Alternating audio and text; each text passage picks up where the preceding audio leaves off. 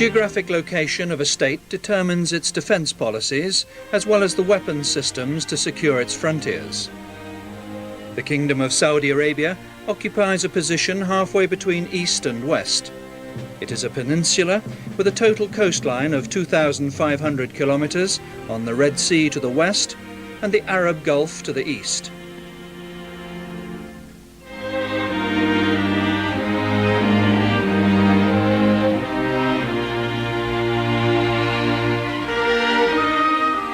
Along these coasts, populous cities were built and outstanding achievements have been accomplished.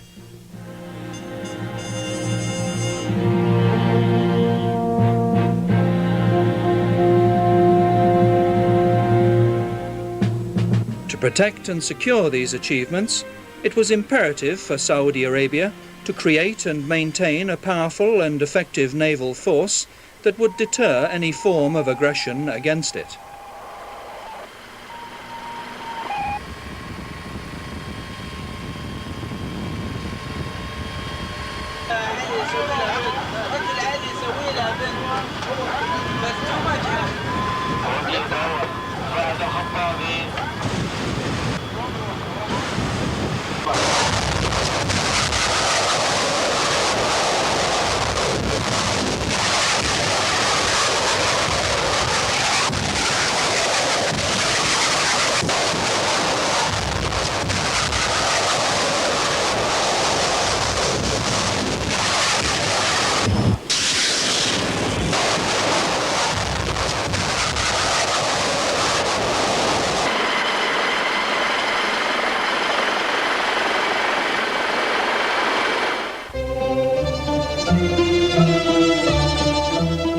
Navigation is nothing new to the inhabitants of the Arabian Peninsula. The contributions of Arab mariners to seafaring are many. We have to go far back into ancient times to discover the period in which the Arabs began to sail the seas and to dive in search of pearls and other treasures. It was the Arabs who introduced the compass and the astrolabe to the west. They constructed boats and enhanced the masts and sails known at the time. The middle mast and lateen sail are among their contributions, and the dhows, which they designed long ago, are still a familiar sight in Arabian waters. With the dawn of Islam, these naval skills were placed in the service of God's message, and Arab ships flew high the banner of their great religion. This banner was handed down from one generation to another. With the success of the late King Abdulaziz in unifying the kingdom, he was particularly interested in building a naval force powerful enough to defend the long coastlines of the young kingdom and so help to guarantee its stability. At the beginning, the force was no more than a few patrol and torpedo boats, modestly carrying out their tasks inside the kingdom's territorial waters.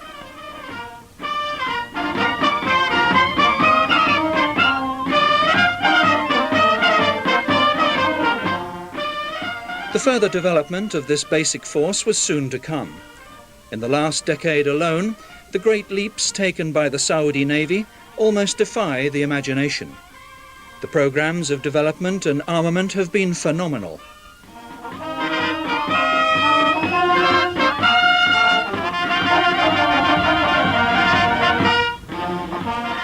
The Saudi Navy today has two fleets. One operates from King Abdulaziz Naval Base on the eastern coast, while the other patrols the Red Sea, setting out from King Faisal Naval Base in the western province.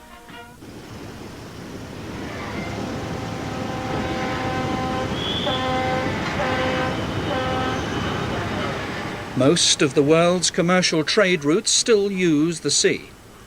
Many outsiders still associate Saudi Arabia with the desert and are often unaware of her strong dependence on the sea in its trade with the world. Most of her imports and virtually all her exports, including oil, are transported by ships across international waters.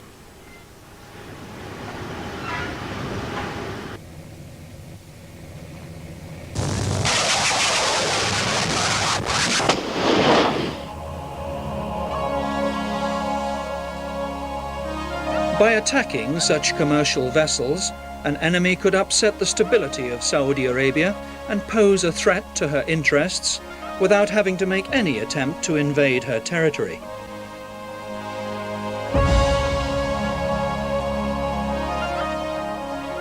History is replete with examples showing that this has been an attractive option to many warring nations in the past. Thus, the safety of international trading routes close to her shores is important not only to Saudi Arabia, but to the rest of the world as well.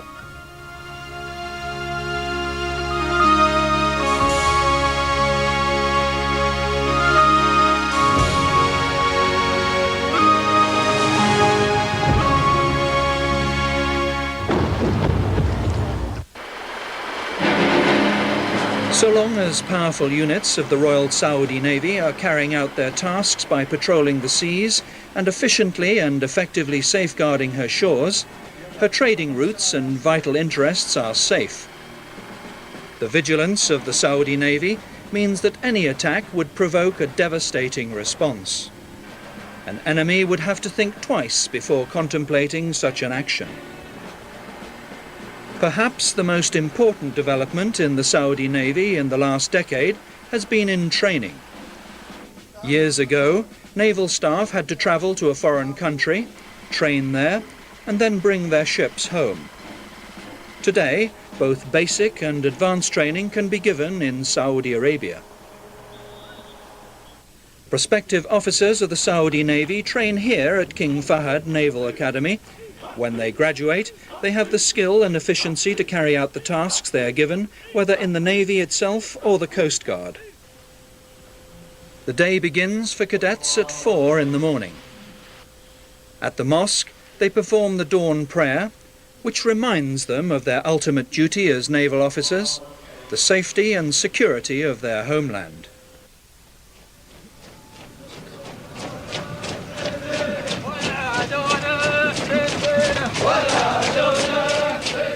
Prayer is followed each morning by an 8-kilometre run and other physical exercises.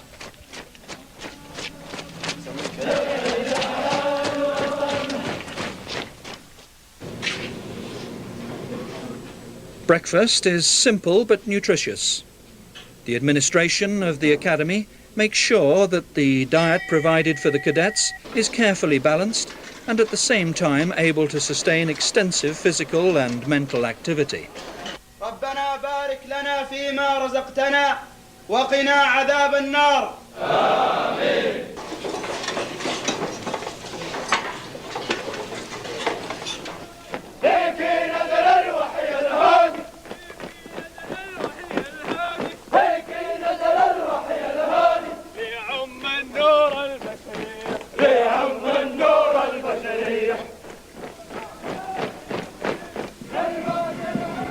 The ceremony of parading to raise the flag is conducted at 8 each morning.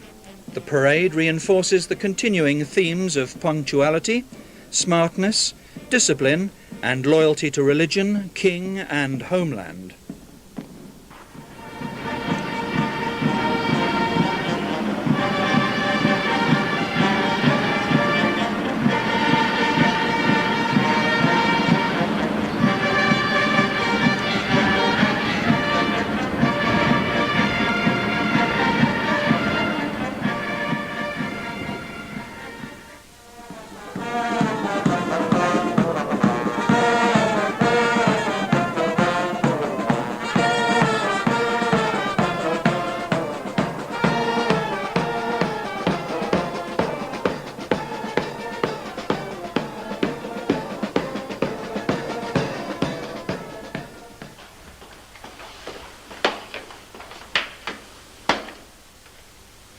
كلية الملك فهد البحرية جاهزة للتفتيش. سيد راك.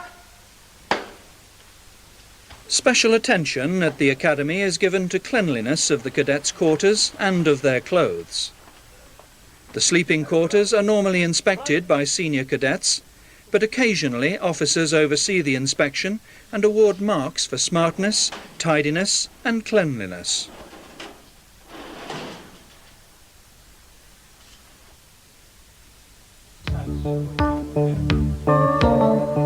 For training aids, the Academy is one of the best equipped in the world.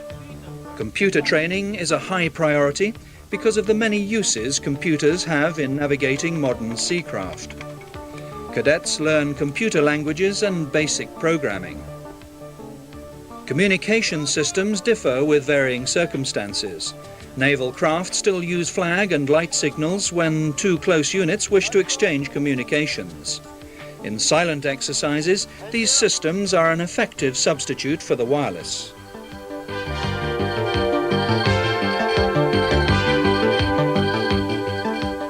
Equipment in the engineering department at the Academy includes a complete ship steering system, where cadets can learn the principles of mechanics as well as practical methods of steering. Here they are learning to use an emergency steering system.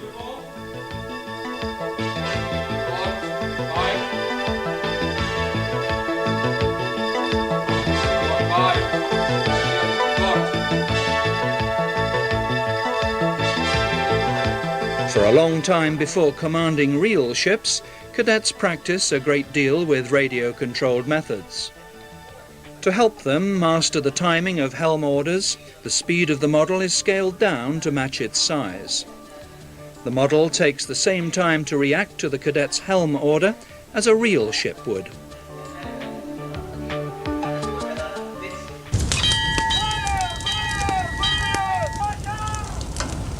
Since the beginning of seafaring, the sailor's worst enemy at sea has been fire. At a specially designed site, cadets learn how to fight all types of fire. Every effort is taken to make conditions as realistic as possible.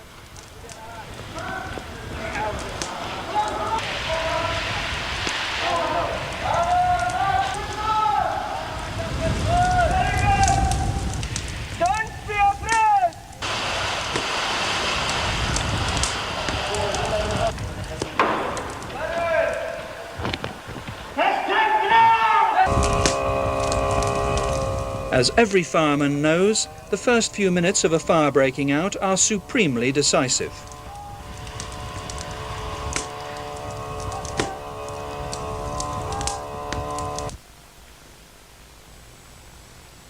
In the academy, cadets are taught the principles of all types of gunnery, from light weapons to a ship's main armament.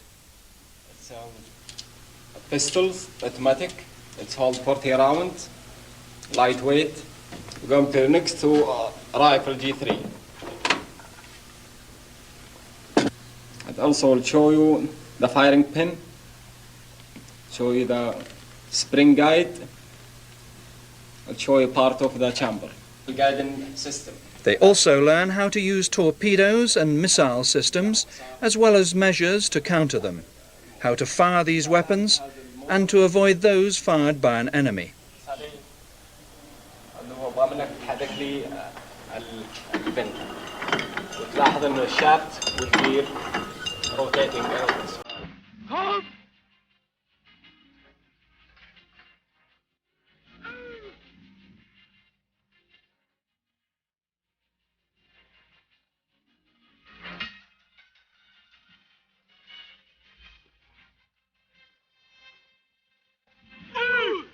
The assault course develops toughness, resilience and coordination. Marine officers are on hand to teach cadets the best way to tackle obstacles, both vertical and horizontal.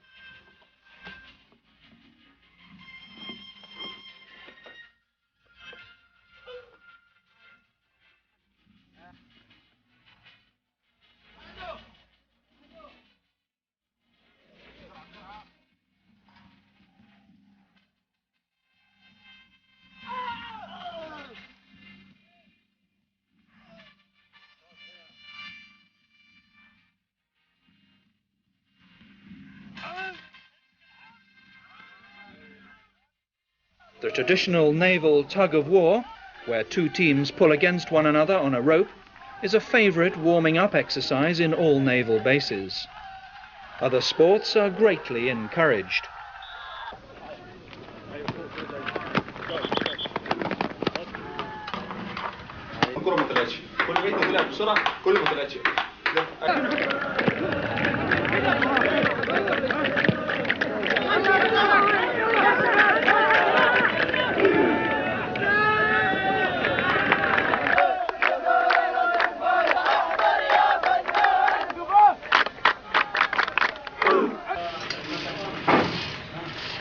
So it is that in every naval institution there is generous provision for sports of all kinds. At specially equipped gymnasia, cadets can exercise each set of muscles using the latest sport devices and benefiting from highly qualified and experienced coaches.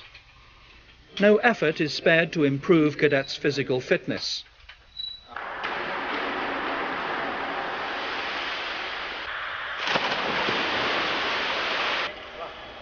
Naturally enough, all naval bases and institutions encourage swimming. As a sport, it gives good exercise and can also save valuable lives.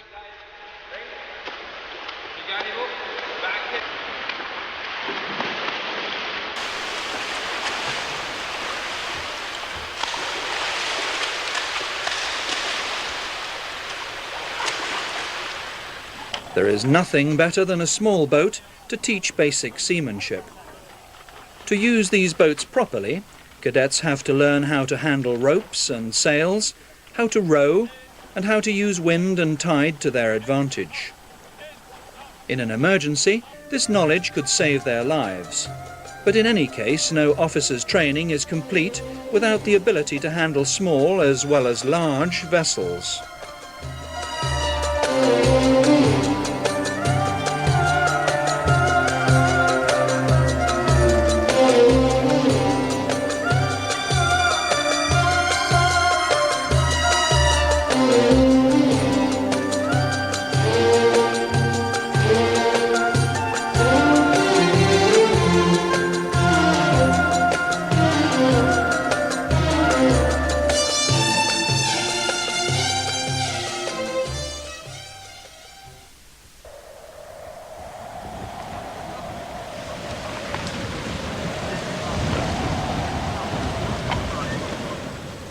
An important ability in a good officer is to be able to cope with an emergency, to establish control of a situation and make the correct decisions. On an offshore island, cadets are presented with a simulated natural disaster. They have to take control of inhabitants in distress, provide shelter, food and water, and look after civilians who have been injured. Easy, easy. كلهم معهم في الفرسين. جيب الكرتون.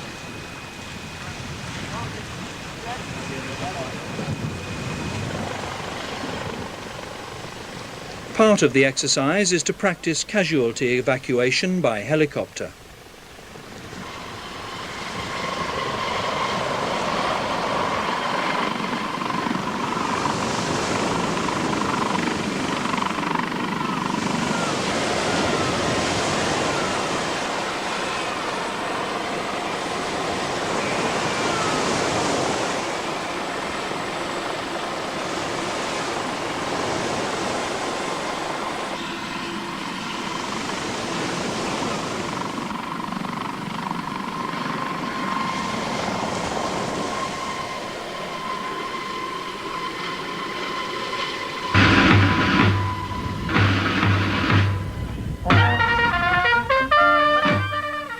After 3 years at King Fahd Naval Academy, a cadet graduates with the rank of Naval Lieutenant. He is now qualified to serve as a naval officer in any unit of the Royal Saudi Navy or the Coast Guard.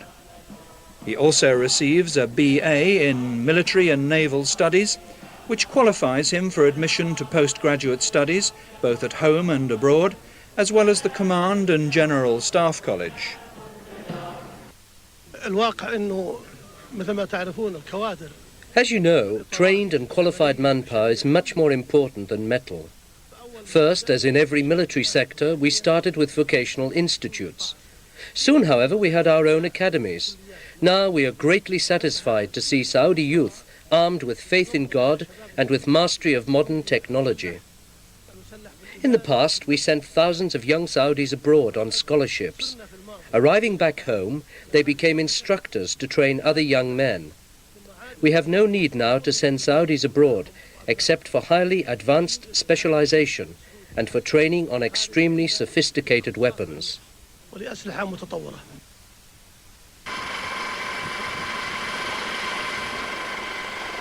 When plans to develop the Royal Saudi Navy were made in 1972, no one imagined that the deterrence of an efficient striking naval force would be needed so soon. But today, the Navy has proved its effectiveness in safeguarding Saudi territorial waters and defending the kingdom's maritime and commercial interests. It was God's care and the foresight of the Saudi leadership that dictated the policy adopted by the General Command of the Saudi Armed Forces, a policy which has enabled the kingdom to deal with all developments and to be prepared for all events.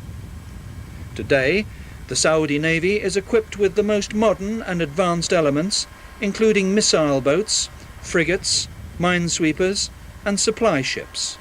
All the ships and equipment of the Royal Saudi Navy are constantly under review. One part of every modern force that has increased in importance recently is naval aviation. The latest mark of the Dauphin marine helicopter is now standard equipment for all Royal Saudi frigates and replenishment vessels. Using special sensors, the helicopter can search a wide area of ocean very quickly. At sea, such a helicopter can transform a ship's fighting capability. It can investigate shorelines and shallow shoals where a ship cannot possibly penetrate.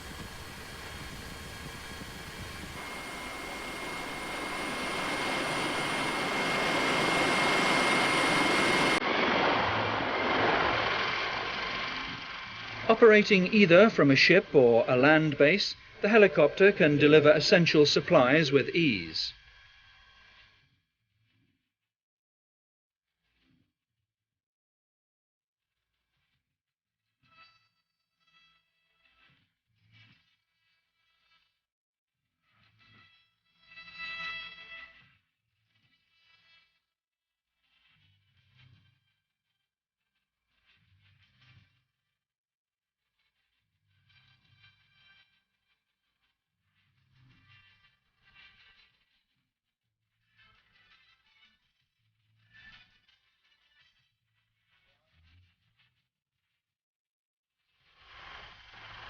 They are always available for rescue missions at sea, as well as any other emergency tasks, whether at sea or inland.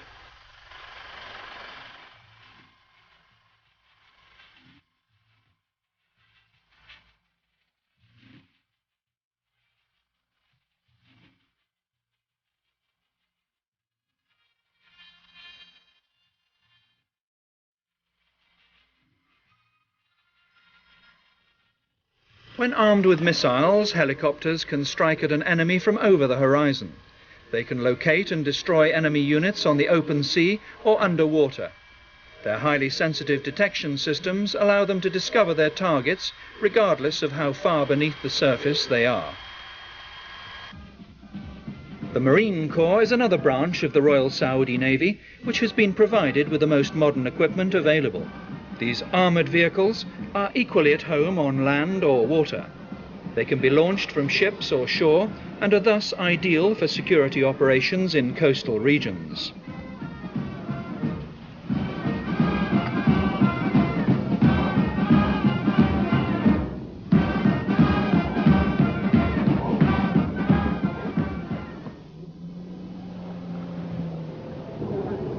Each vehicle can carry a platoon of Marines into combat.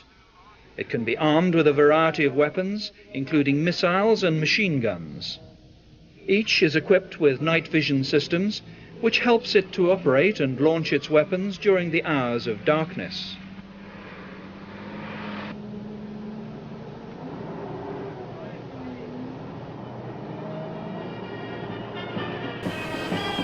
The essential and dependable backbone of every navy is the non-commissioned officer.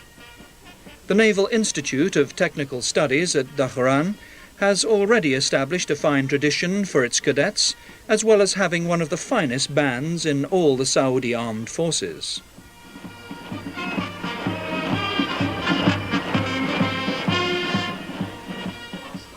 The Institute admits young Saudis from all over the kingdom who have finished intermediate school or its equivalent. They are trained as non-commissioned officers for every branch of the Navy. They study computer programming, meteorology, marine studies and astronomical navigation.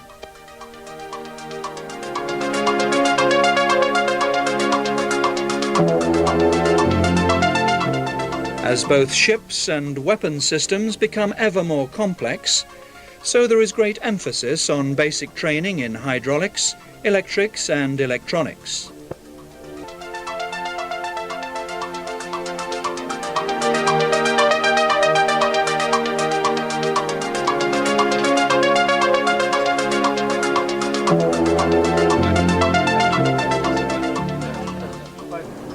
طبعا هذه مدفعية رشاش 20 ملم. A cadet has also to learn naval techniques and the various systems of naval weaponry.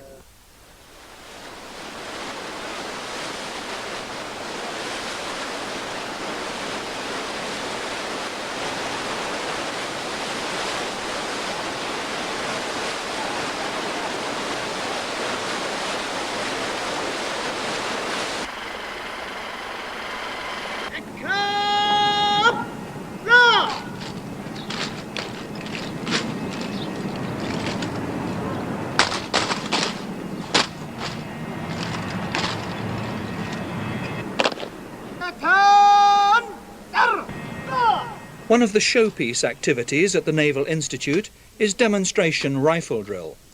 This needs personal as well as collective discipline. Almost every task in the Navy needs this kind of efficient teamwork. Each man must know his job and be able to add to the effectiveness of a team effort.